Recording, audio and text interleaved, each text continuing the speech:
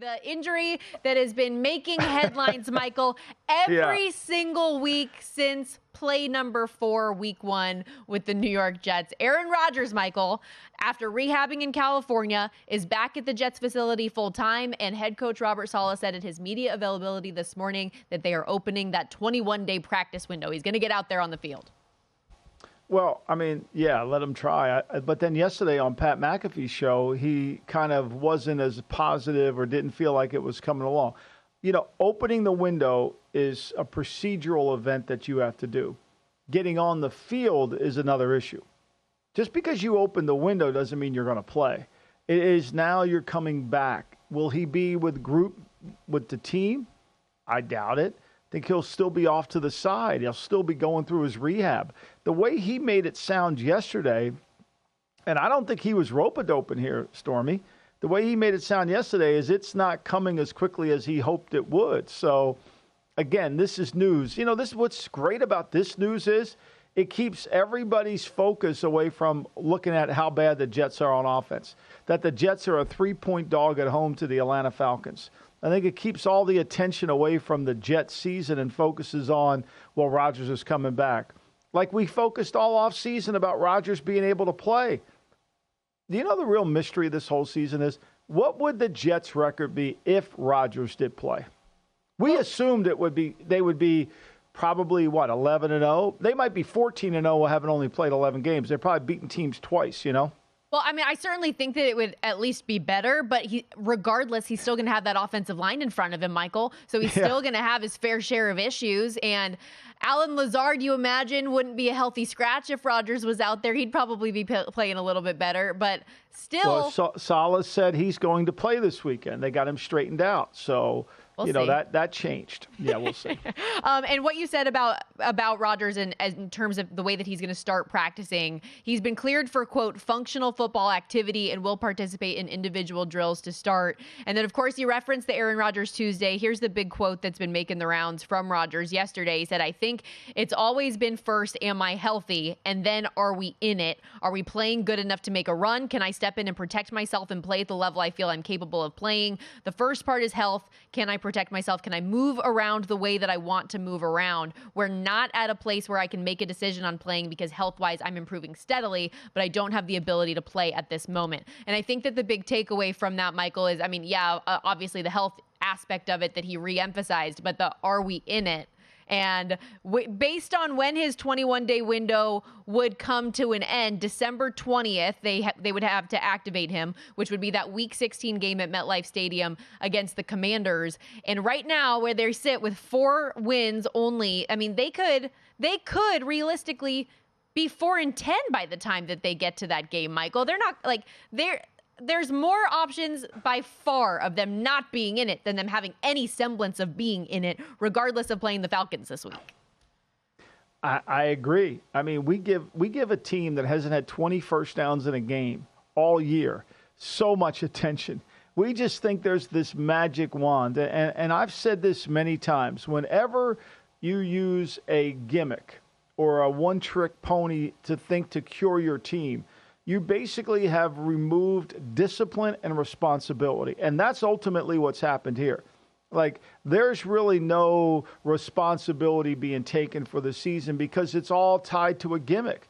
It's all tied to Rodgers is going to come back off of an Achilles that we know it's almost impossible for anybody to come back off of Achilles in such a short time. And even when they do, they're not quite the same player. I mean, Remember when Cam Akers came back? You know, it took him another 6 months before he got himself going. So for me, I think that's the case. And I would have a hard time believing that he's going to feel that he can protect himself. And I think that's the key part of what he said.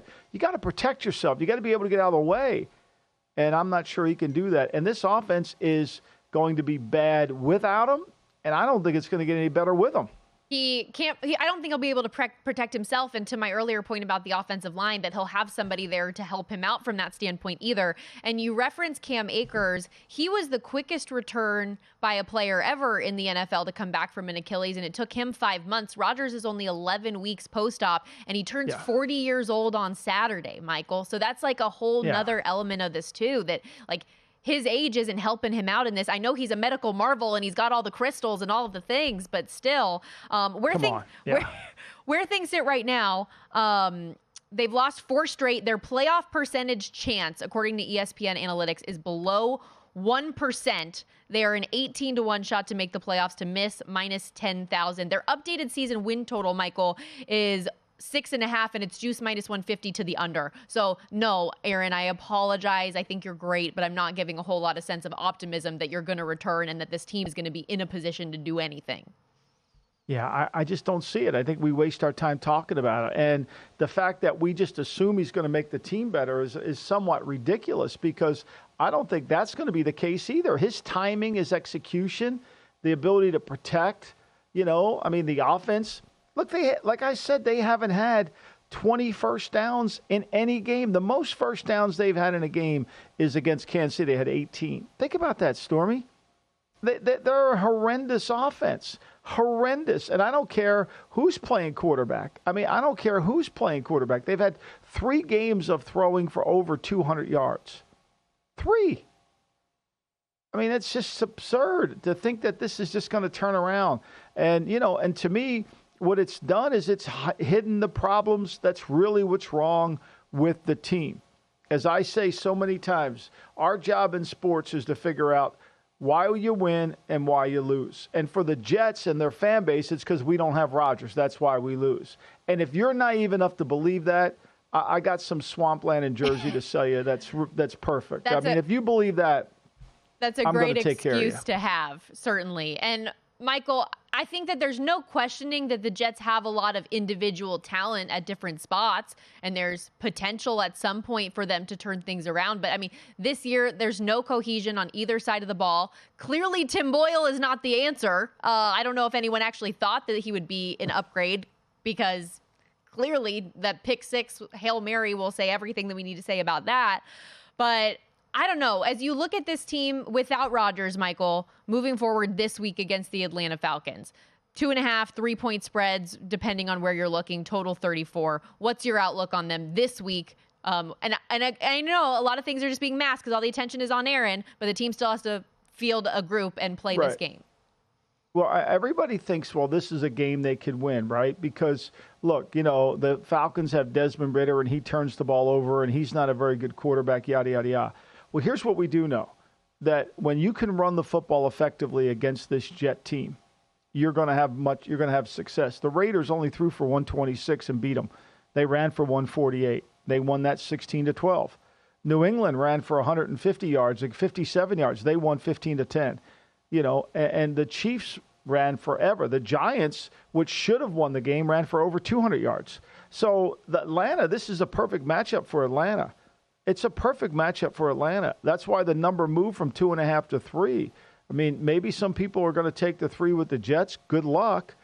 But the one thing we do know about the Falcons and Arthur Smith is they can run the football. They can run it against everybody. They can run the outside zone. They can run inside zone. They got really good backs. Last week, Algier ran the ball really effectively. They let Patterson run it too.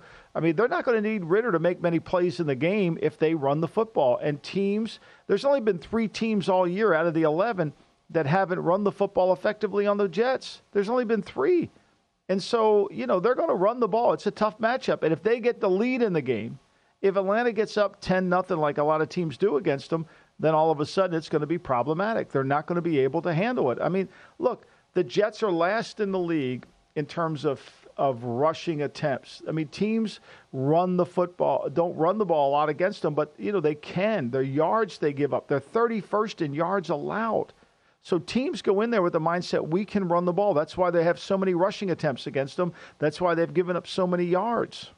Yeah, and we saw Bijan Robinson get after it last week for the first time in a while, too. So hopefully he builds on that. The opportunity will definitely be there. Did you see the quote making the rounds, though, of Arthur Smith saying Kyle Pitts is a, quote, big part of the team's offense, despite not having more than 5 targets in a game since the middle of last month? Well, it's not – look, Kyle Pitts, and I've said this the minute he got drafted, you cannot – when you say he's a tight end, he's got to prove that he can block. And when he doesn't prove he can block, like Evan Ingram and like some of these other guys that they end up just being big receivers. So the defensive coordinators aren't stupid. They just put their best big cover guy on him and say, okay, get open. And if he can't get open, if he can't win the matchup, he can win a matchup against the linebacker, but nobody's going to let a linebacker cover him. Nobody's going to let a linebacker. They're going to put a corner or a big corner on him. So you lose that advantage. It looks good on paper. Oh, Pitts could play. No. We know you have no strong side run game if he's in the game on the line. You say all the time, Pitts is a wide receiver. He's not a tight end. Yeah, that's what he is. That's what everybody classifies him as. He's a tight end. He's a receiver. So when they're in 11 personnel with Pitts in the game, every defense is in dime.